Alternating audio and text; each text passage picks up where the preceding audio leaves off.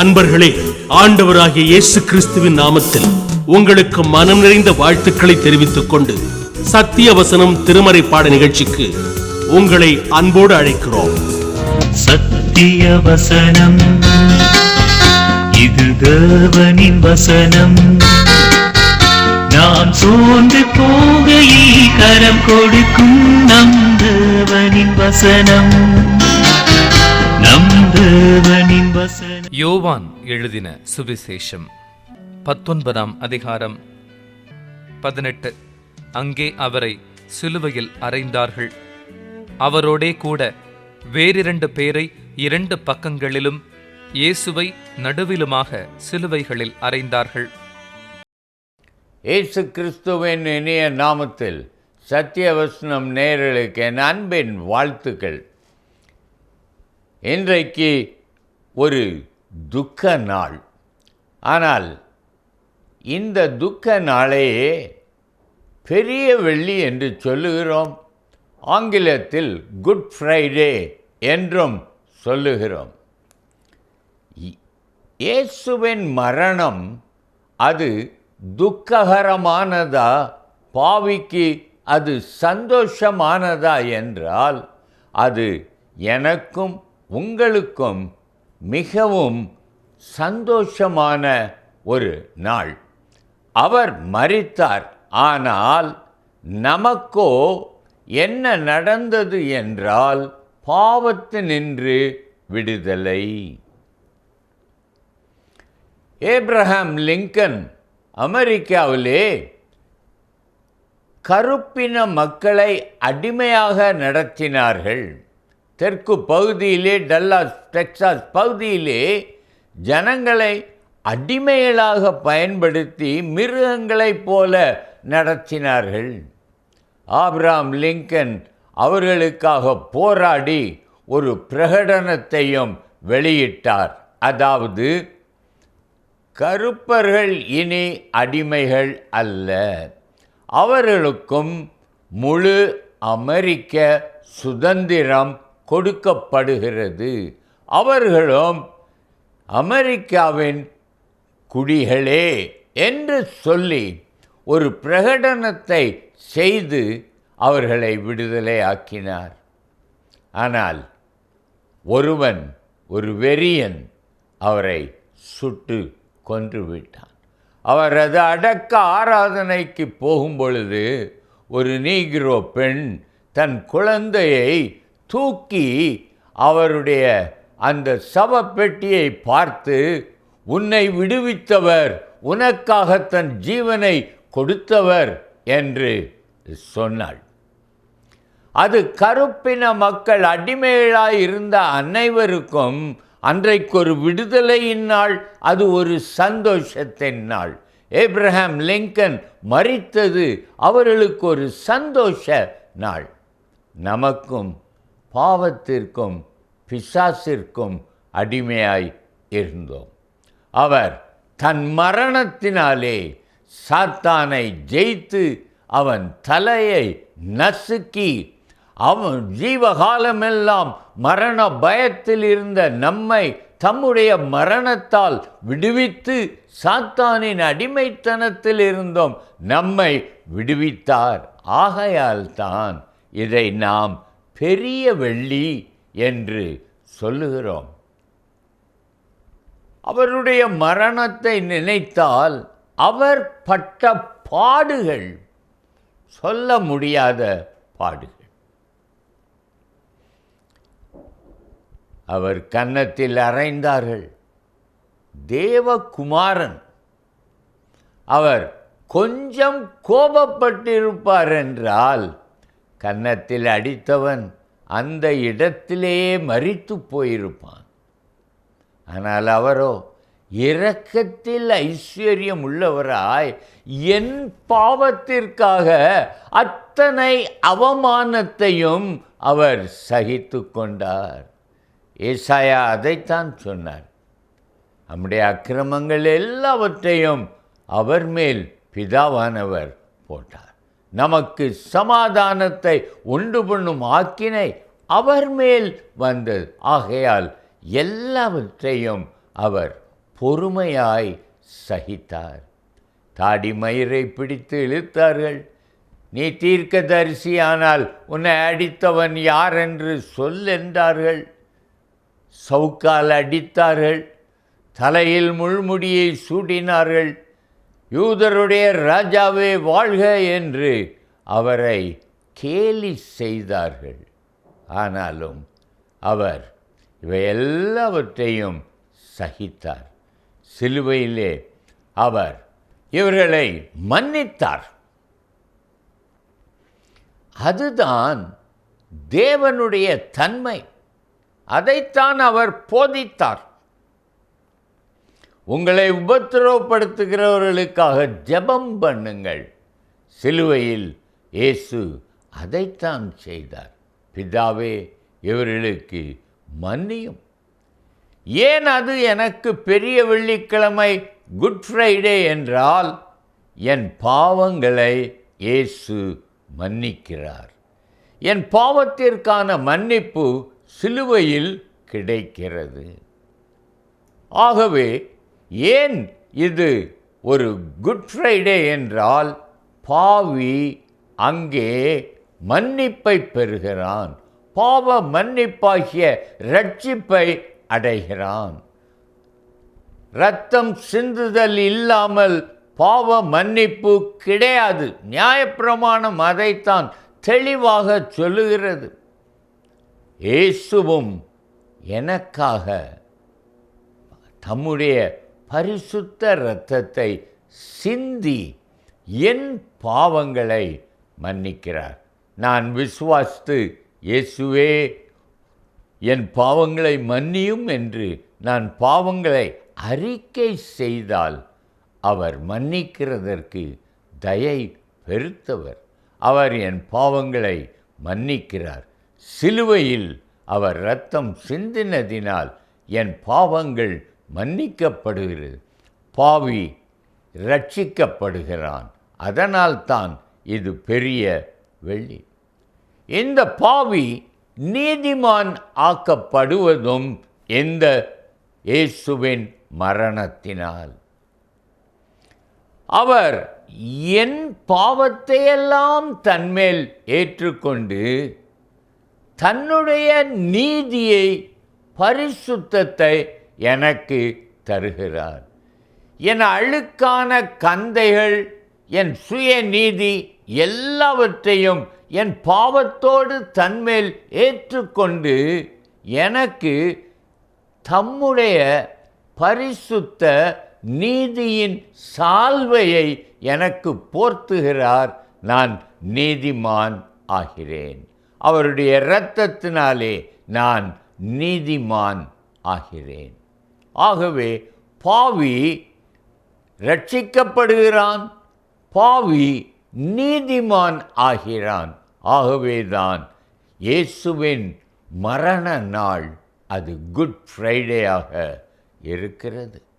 இன்றைக்கும் இதை நீங்கள் விசுவாசித்தால் உங்களுக்கும் இந்த நாள் ஒரு நல்ல நாளாக, விசேஷித்த நாளாக மாறும்.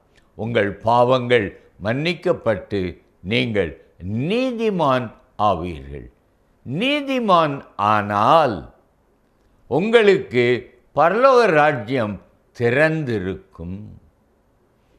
சிலுவையிலே ஒரு கள்ளன் மனம் திரும்பி இயேசுவின் இடத்திலே, ஆண்டவரே, நீர் உம்முடைய ராஜ்யத்தில் வரும்பொழுது அடியேனை நினைத்தருளும் என்று கேட்டான்.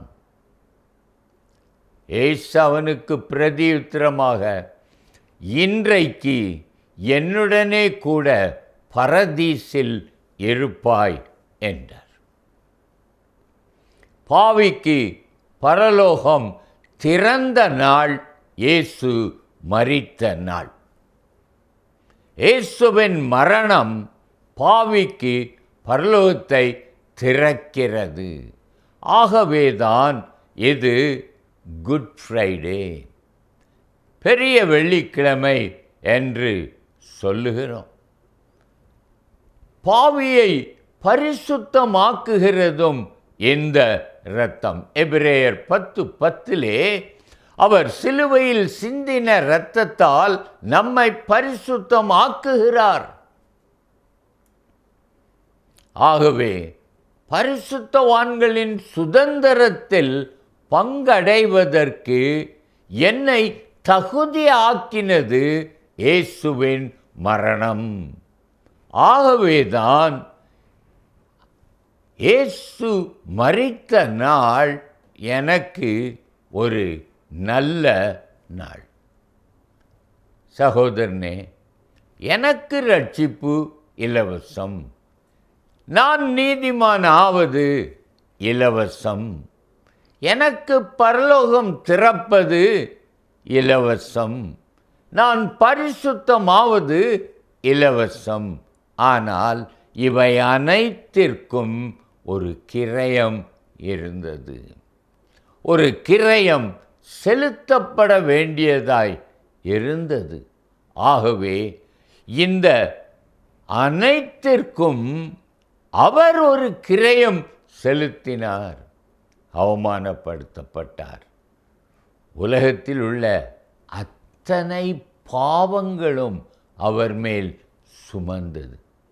2 கொரிந்தியர் 5:21 வாசிக்கிறோம், பாவமே அறியாத அவர் நமக்காக பாவம் ஆக்கப்பட்டார். அவரே பாவம் ஆக்கப்பட்டார். ஆகவே அவருக்கு அது பெரிய கிரயம் செலுத்தினார். பாவத்தை பார்க்க மாட்டாத சுத்த கண்ணன் பாவம் ஆனார். சகோதரனே, ஒரு நிமிடம் நீங்கள் நினைத்து பாருங்கள். உலகத்தில் நடக்கிற அத்தனை விபச்சாரமும் அவர் மேல் சுமத்தப்பட்டால் அந்த அருவருப்பு எவ்வளவு அதிகமாக இருக்கும். உலகத்தில் நடக்கிற அத்தனை கொள்ளைகளும் அவர் மேல் சுமத்தப்பட்டால் அது அவருக்கு எவ்வளவு அவமானமாக இருக்கும். இது அவ்வளவையும் அவர் சகித்தார். காரணம் என்ன? விழுந்து போன மனிதன் தேவனோடு ஒப்புரவாக வேண்டும். ஏதேனிலே துரத்தப்பட்ட மனிதன் தேவனோடு பிதாவோடு ஒப்புரவாகி பரலோகத்தில் தேவனோடு வாழ வேண்டும். பூமியில் தேவனோடு உலாவின மனிதன் அதை இழந்து போனான். ஆனால் மறுபடியும் அவனை பரலோகத்தில் தன்னோடு வாழ அவர் அழைத்து கொண்டு செல்லுகிறார். அதற்கு பாவத்தை கழுவி பரிசுத்தமாக்கி அவனை நீதிமானாக்கி பரலோகத்திற்கு கொண்டு செல்ல வேண்டும். அதற்கு ஒரே வழி, அது இயேசு மரணம் அடைவதுதான். அவர் பாவமாக்கப்பட்டு சர்வ லோகத்தின் பாவங்களையும் சுமந்ததினால் இன்றைக்கு நான் விடுதலையாகிறேன். எனக்கு இலவசம். ஆனால் தேவனுக்கோ எவ்வளவு பெரிய கடினமான காரியம். கெத்சமனேயிலே அவர் இந்த காரியங்களை நினைத்தார். தன்னை எப்படி அவமானப்படுத்தப் போகிறார்கள்? இந்த உலகத்தின் பாவமெல்லாம் என்மேல் வந்தால் அது எவ்வளவு அசிங்கமும் அருவருப்புமாயிருக்கும். நான் அருவருப்பாகுவேனே என்று நினைத்துதான் இந்த பாத்திரம் என்னை விட்டு நீங்க கூடுமானால் நீங்கட்டும் என்று ஜெபித்தார்.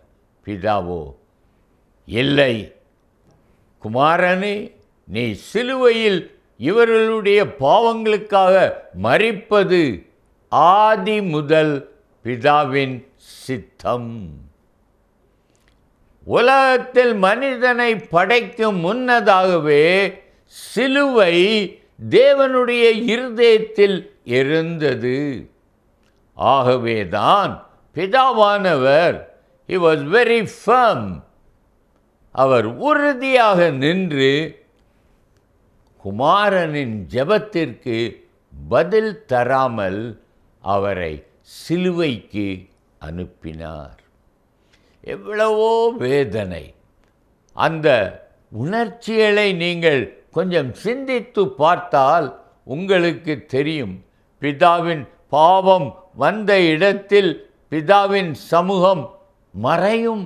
நான் பிதாவினின்று பிரிக்கப்படுவேன், அது என்னால் தாங்க முடியாது என்று அதைத்தான் நினைத்து அழுதார். ஏசாயா 59:2 சொல்லுகிறது, உங்கள் அக்கிரமங்களே உங்களுக்கும் உங்கள் தேவனுக்கும் நடுவாக பிரிவினை உண்டாக்குகிறது.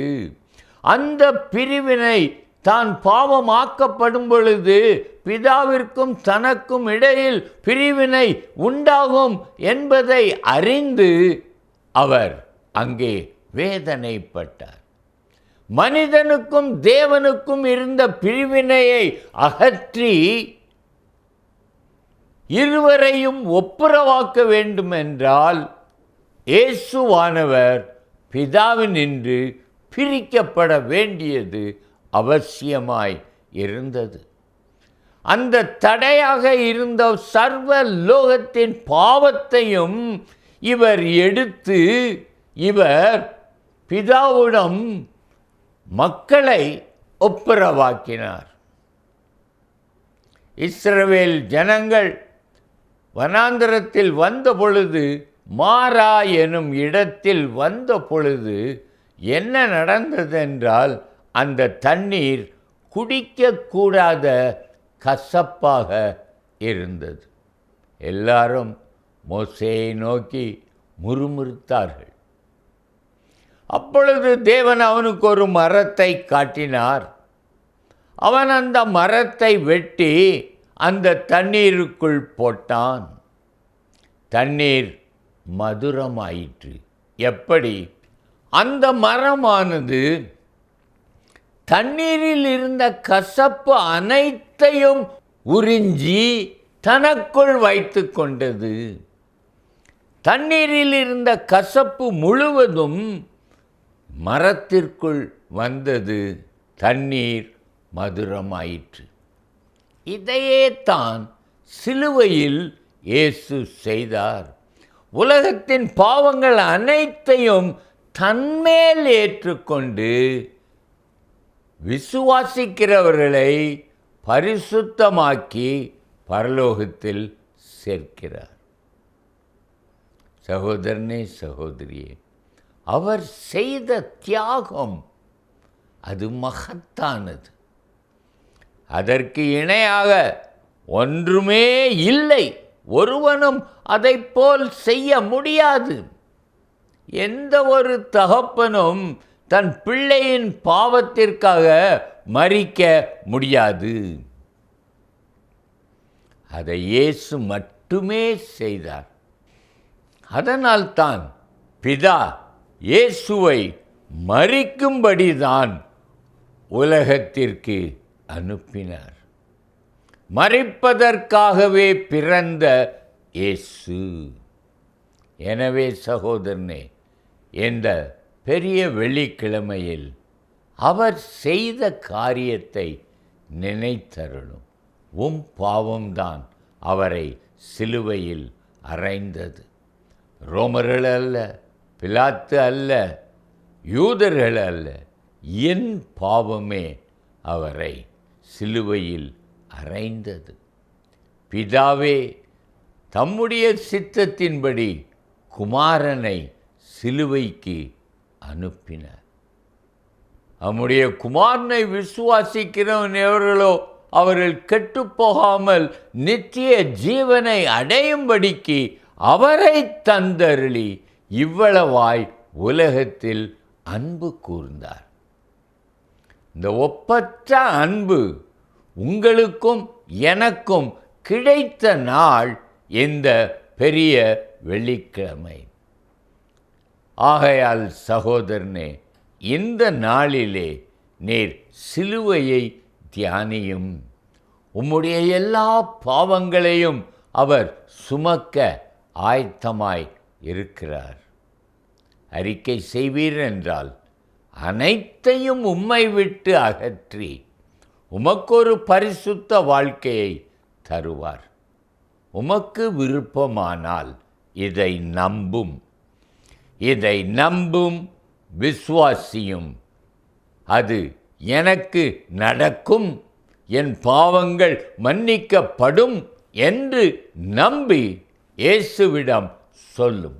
அது எவ்வளவு பெரிய பாவமாயிருந்தாலும் அதை தேவன் மன்னிப்பார். பயங்கரமான கொலைகளை செய்தவர்களை அவர் மன்னித்திருக்கிறார். மனிதர்களை சமைத்து சாப்பிட்ட நர மாமிச பட்சிகளை அவர் மன்னித்திருக்கிறார். என்னை மன்னிப்பது நிச்சயம் அவருக்கு பிரியம். சகோதரனே, இன்றைக்கு உங்கள் பாவங்களை தேவனிடத்திலே அறிக்கை செய்யுங்கள். அது சிலுவையிலே அறையப்படட்டும். அறையப்பட்டு அந்த பாவங்கள் மறையட்டும். பாவங்கள் மறைந்து நேர் ஒரு நீதிமானாய் மாறும். உமக்கு பரலோகம் திறந்திருக்கிறது. சகோதரனே, சகோதரியே, இன்றைக்கு உங்களை ஒப்பு கொடுப்பீர்களா? ஆலயத்திற்கு வந்து கண்ணீர் சிந்துவது நல்லதுதான். ஆனால் அதைவிட இந்த அவர் மரித்த நோக்கமாகிய பாவத்திலிருந்து விடுதலையை நீங்கள் பெற்றுக்கொள்வது இன்னும் எவ்வளவு அதிக மேன்மையான ஒன்று. ஆகையால் இந்த நாளிலே இயேசுவின் மரணத்திற்காக துக்கம் கொண்டாடுவதை விட உங்கள் பாவத்து நிமித்தம் அவர் மரித்ததற்காக அவருக்கு நன்றி சொல்லி உங்கள் பாவங்களை அறிக்கை செய்து மன்னிக்கப்பட்டு நீதிமான் ஆகுங்கள். அது தேவனை பிரியப்படுத்தும். பரலோகத்தில் சந்தோஷம் உண்டாகும். ஜெபிக்கலாமா? அன்பின் தகப்பனே, இந்த நாளிலும் உம்முடைய மரணத்தை தியானித்தோம். தேவனாய் கர்த்தர் இறங்கி உம்முடைய மரணத்தின் ஆசீர்வாதத்தை, நன்மையை நான் பெற்றுக்கொள்ளத்தக்கதாக எனக்கொரு உணர்வுள்ள இருதயத்தை இன்றைக்கு தாரும். உம்முடைய மரணத்தின் ஆழத்தை, அர்த்தத்தை உணர்ந்து பாவங்களை அறிக்கை செய்து விடுதலை பெற்று பரிசுத்தமாய் வாழ எனக்கு கிருபையை தாரும். பரிசுத்த ஆவியினால் என்னை பலப்படுத்தும். இயேசு நாமத்தில் பிதாவே, ஆமென்.